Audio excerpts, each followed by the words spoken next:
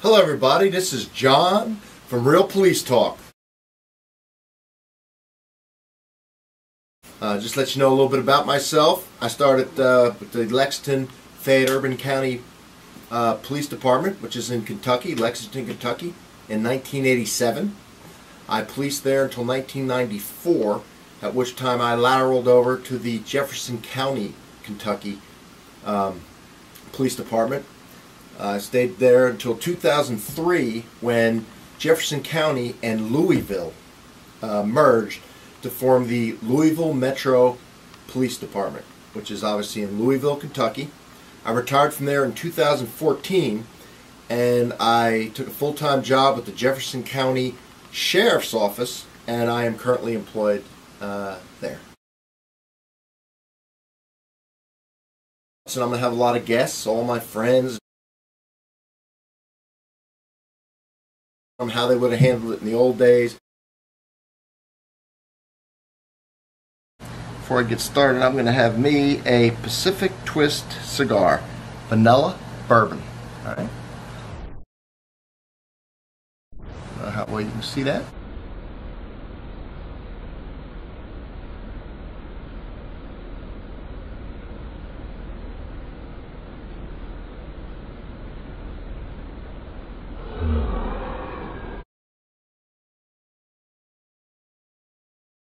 But you know what? This story deserves a nice cigar.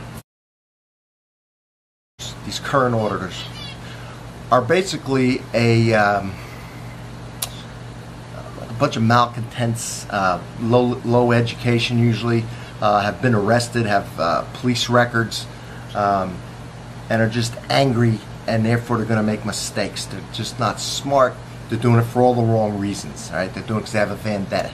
It's never going to work. Right? No one's going to be on their side because generally they're not the greatest people in the world. They're really not.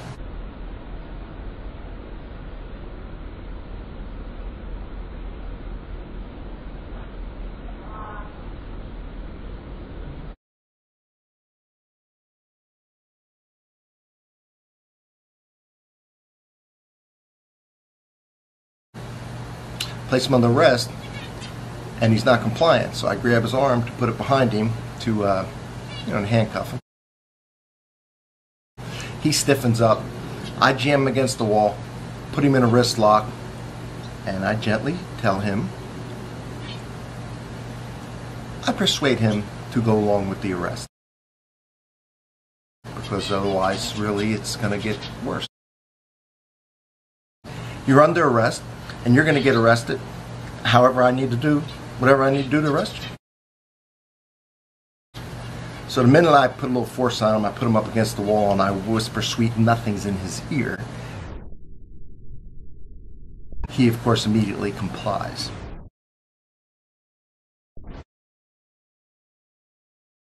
Now, all this is recorded on his phone, okay?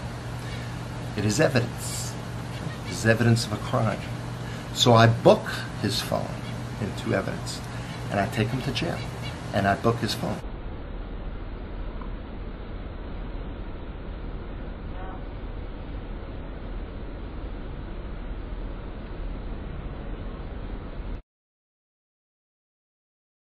So anyway, court case comes up a few weeks down the road. Meanwhile, he's got no phone.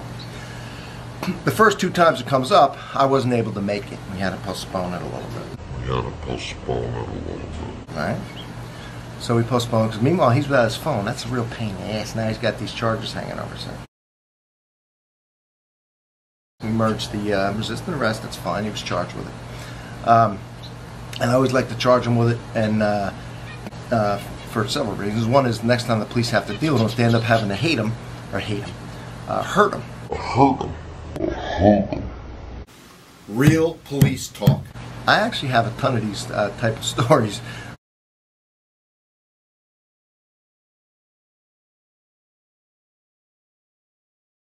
Not just some self-proclaimed moron who's pissed off because he's been arrested a few times. That's not really somebody who's going to audit the government. You know, I'm going to show that the government's doing wrong stuff because they correctly arrested me and I'm pissed.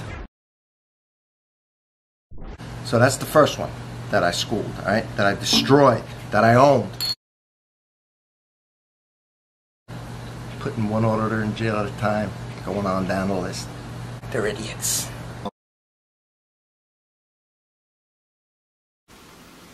See you all in a bit.